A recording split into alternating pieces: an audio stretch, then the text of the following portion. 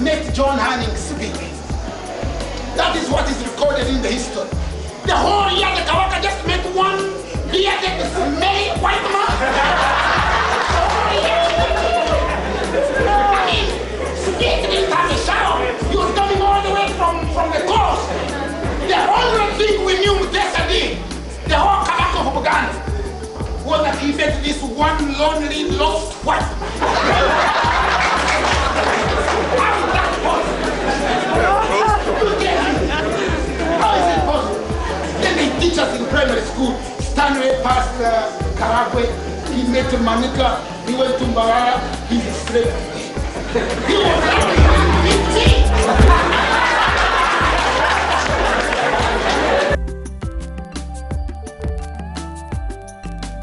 But because my life was the Bible and the life of our people depended on it, I had to biology. I had to go into genetics. I had to go into mathematics to try and understand it. Not only understand it, understand it so that they can explain it to someone. When I understand it because none of the devil, I want to stand talk.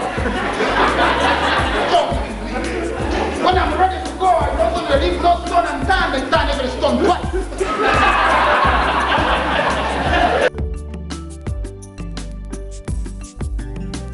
Your ancestors in the world that you created were able, with very little knowledge, they didn't know the European, they didn't study the middle nature. Shakespeare did not know about Ra. Yeah, Zanzibar did not go to school, learn philosophy, learn military strategy, learn whatever.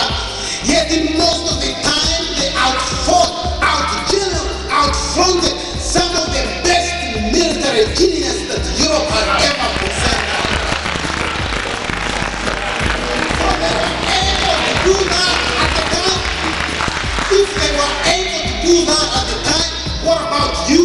Who's got a phone? Who's got a fax? You don't only have a phone, you have a fax and a mobile phone. Every 5 seconds, a child is dying of malaria in Africa. Now, to get the dose of life-saving anti-malaria is about $5. But there is no government to give anti-malaria. When somebody gets malaria, if they have no money, they get ill and die.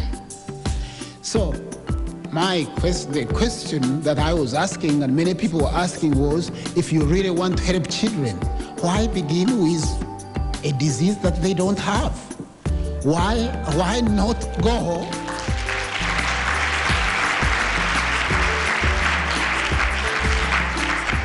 Why not look for something that is killing them? This is Oxford, Cambridge, where you go to get this degree, where you get the first degree, which is a BA, bachelor's degree. You know, they don't believe in marriage. So they don't, you know, the only thing they can give you is a bachelor's degree. You know?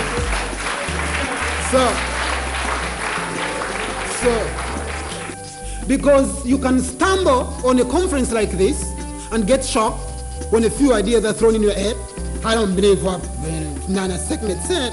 I don't believe that kind of stuff. It's okay. You know, they teach you how to critique, not to believe anything. You know, when they say, they say, what do you think about black people building their own institutions? You say, well, it has its own advantages and disadvantages. Only.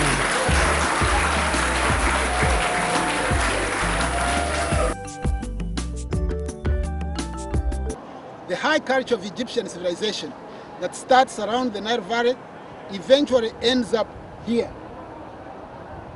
in the Giza Plateau, in the pyramids of Giza, one of the highest high technical civilizations that African people put together, starting all the way from Uganda, covering present-day Sudan, and going up here in Egypt.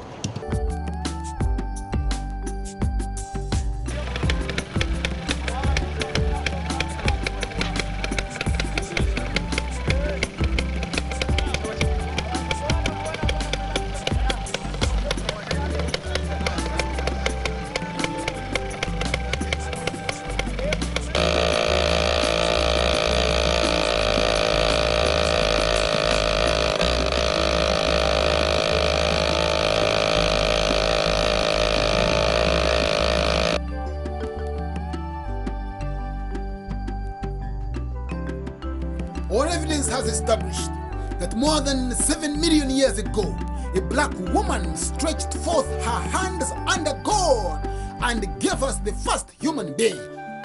In the beginning was a black woman. This black woman lived at the foothills of the mountains of the moon. This black woman lived in the Iraqustan region known in ancient time as the land of the gods. This black woman lived at the source of the Nile. This black woman lived between the two domes of the Great Rift Valley. This black woman's genes run through the genes of every human being. This black woman's DNA is the string that connects every person that walks on earth. That is why we say that let him that is worthy be worthy still, and let him that is righteous be righteous still. So behold, I come quickly. My reward is with me to give unto every man and woman for and according to his reward should be. For in the beginning was a black woman. This woman gave rise to a human. Never was a time when a black woman was not. Never will be time when black people will cease to be. Because we are eternal, my brothers and sisters.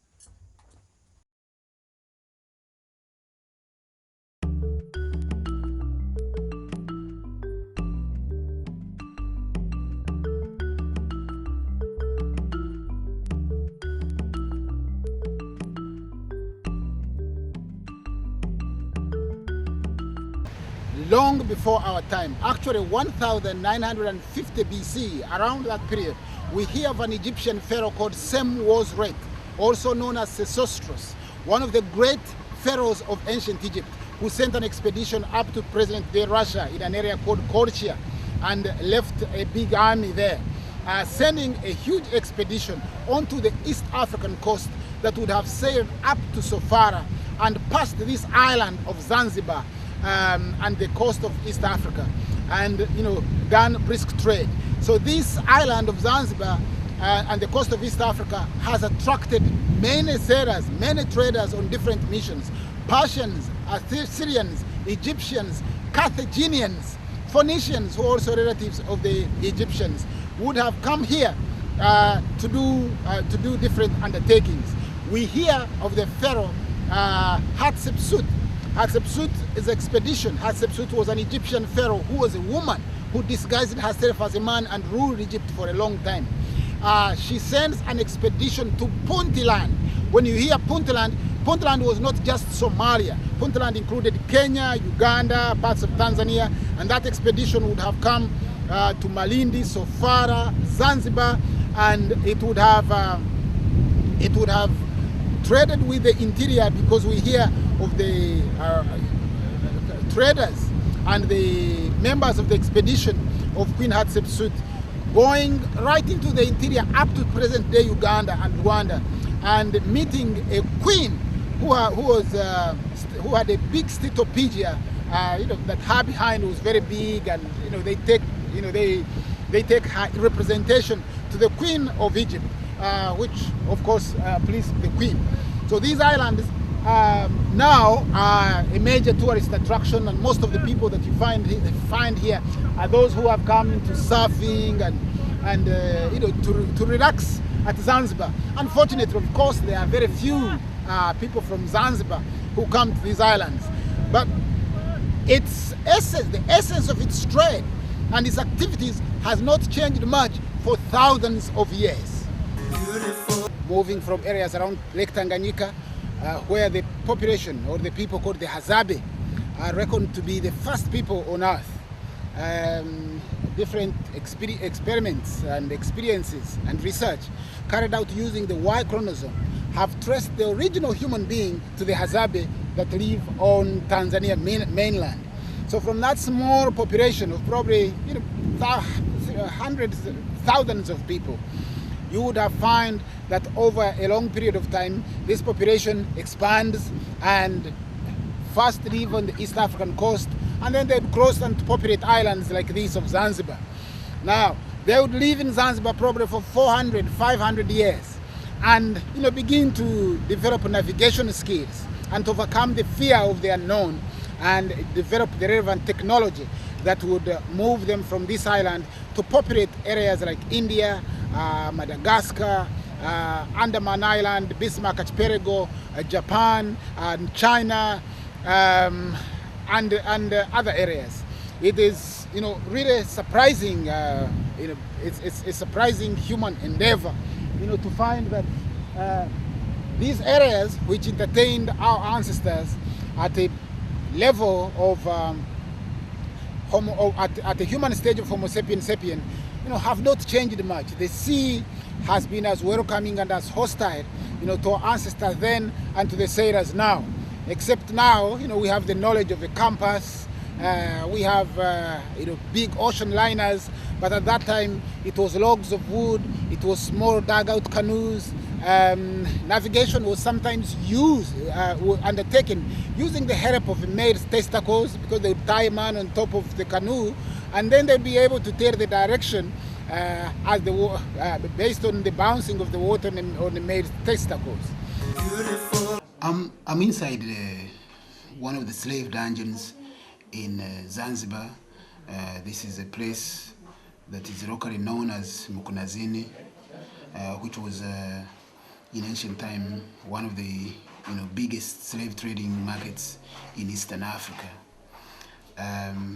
There were about 15 dungeons here, which are no longer there. There are only 2. The others have been demolished and turned into a church, an Anglican church. At first, I think when they were demolishing it, they gave a reason they were going to build a hospital. Then afterwards, it was turned into a hostel. The church now stands right at the entrance of this sacred place. And if the people who died here had been white people, you would remove your shoes about 1 mile away. You would probably get special clothes, and this would be a mega museum. But just behind me, if you could see, is a new plaster. There is an artificial light that has been added in here, and there are only 2 dungeons. This particular one, I'm told, was for females and children, and these people would be kept here, for a protracted period of time. Between the 2 decks of this dungeon would be a trough, and this would be for collecting waste. So they would defecate and urinate in this place. Obviously most of them would die of suffocation and hunger. And from the time when slavery was introduced in East Africa, first by the Arabs, and then the Arabs, taught, of course, the Europeans and the Portuguese. This would be teeming with a lot of people. We told that these people would be collected as far as present-day Congo, from Zambia, Zanzibar, Zambia, Malawi, Tanzania. All this would be teeming full of people. Thousands would die on the way, and those that managed to make it here would be sold into markets in Oman, in Saudi Arabia, in Persia, in Syria, in India, in China. And the ghost, of course, of the majority of people that would have died in this place here to haunt all of us, and particularly to demand that we accord them the respect that is accorded to all other races. It's only African people that would allow a church, an Anglican church. Everywhere in Africa there were dungeons. You would find the Catholic Church. If you go to Mina Castle, inside the slave dungeon of Mina Castle, there will be a church. And most of the Portuguese who were in command of that castle would be right using the church, at their command post. It is therefore not surprising that there was a church. Do not forget that it was a pope in about 1502, who authorized Spain and Portugal to reduce to servitude all infidel people. And it was a Catholic bishop named Bartholomew de las Casas who, in order to save the souls of the Native Americans, who were, of course, wiped out by a plunderer and a pillager and a thief, a rogue called Christopher Columbus. In order to save the souls of the Native Americans, he told Isabel of Castile and Ferdinand of Aragon that they should bring African people who had no souls to save. So part of that enterprise and part of that Columbus project and part of the Arab project was this Zanzibar slave market and this dungeon where millions of our ancestors would have died and would have been exported to the rest of the world. The Arabs and the Europeans would keep them in here for a protracted period of time. And the reason they would do this is they would want to test their endurance to see that those who would be here for a long time and survive the ordeal or the Holocaust, they would then be shipped into different parts of the world. Some would go to Europe, some would go to Oman, to Jordan, to Syria, to India, to China. It is a great shame to see a place like this totally being neglected by the authorities in Zanzibar and in Africa. This should be like one of the most sacred places on the African continent. It should be the Holy of Holies. Millions of our ancestors, scientists, traders, poets, men who would have projected the continent into the stratosphere, men who knew cures for cancer, people who had built a high technical civilization of ancient Ethiopia, of ancient Egypt, of ancient Sumer, of ancient Nubia, of Carthage, were reduced to servitude by Arabs and Europeans. Africa was set back thousands of years. If you imagine a young child who comes home from a hunting expedition and he reaches home and he finds his mother is gone, his father has been killed, his grandmother has been hacked to pieces, his uncle has been taken, and he is the only one remaining. The trauma would live with that child for many, many years. And he would also pass it on to the child. Most of the time people ask, why are African men violent, or why is there African violence, or why is there conflict between African countries? It is because we have not been able to study and digest the trauma that African people suffered during the African Holocaust or the African enslavement. The place where we're standing now is one of the two remaining dungeons of this slave market. On the entrance to this sacred place, you find people selling all sorts of merchandise. Of course, the church has bought most of this place. The church, which was also involved in the enslavement of our people, played a significant role. And the lie spread into Africa that it was actually the church that helped end slavery, when we know that it was the slaves that ended slavery themselves. So this is quite an emotional place. And aside from the image that the scholar would want to project, I would definitely make an appeal to the government of Zanzibar to say that history would judge them on what happens to a sacred place like this. The so-called slave market in Zanzibar, it was not a market, it was a Holocaust. There was no traders. They didn't come and say, come with us to America, or come with us to Jordan, or come with us to Amman. They would come and with guns and hack everybody to death and take those who were unwilling and force them into slavery. It was kidnap and a form of ancient terrorism.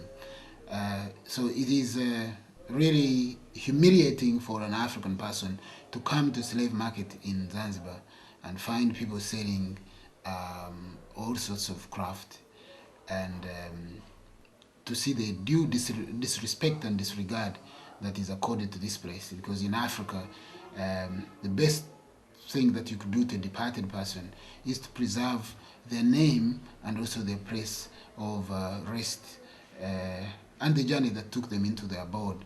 And that was why the ancient Egyptians built pyramids. So thousands of years ago, all the sailors from ancient Africa, from Egypt, Persia, Carthage, Babylonia, ancient Rome, and of course ancient Ethiopia, merchant vessels, fortune seekers, explorers, discoverers of ancient time. We are talking before Europe. We're talking before Christopher Columbus or Vasco da Gama. They would have sat in a cafe like this at a Chiponda hotel, not very far from the House of Wonder. The coast is opposite down there, and they would have enjoyed breakfast, lunch. They would have had enough provisions like fruit, clean water, salt, and relaxed in a place not dissimilar to this one before setting off further down into Sofara or setting off for China or India.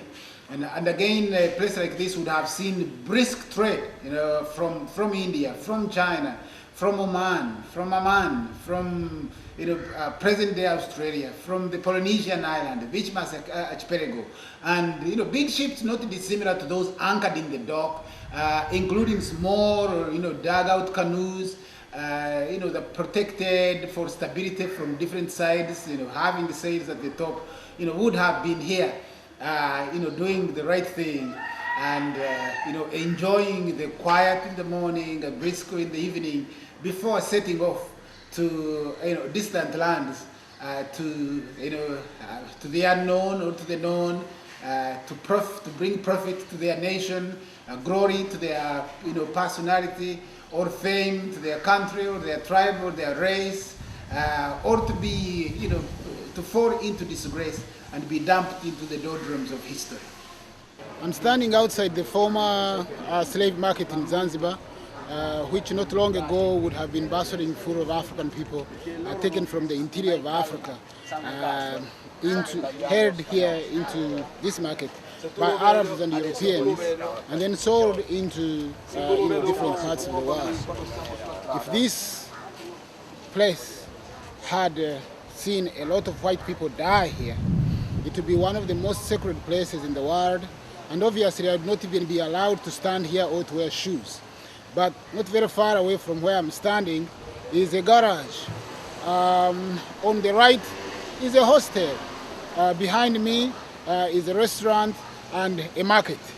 The slave memorial has been reduced to 2 dungeons because the church that bought this whole area turned it first into a hospital, and afterwards, when they wanted to make some money, they made it into a hostel.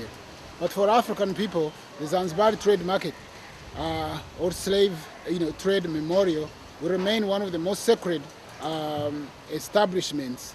And of course, from here, as a historian, I can make an appeal to the Zanzibar government, to the African Union, to preserve this place and for posterity and for our history and culture.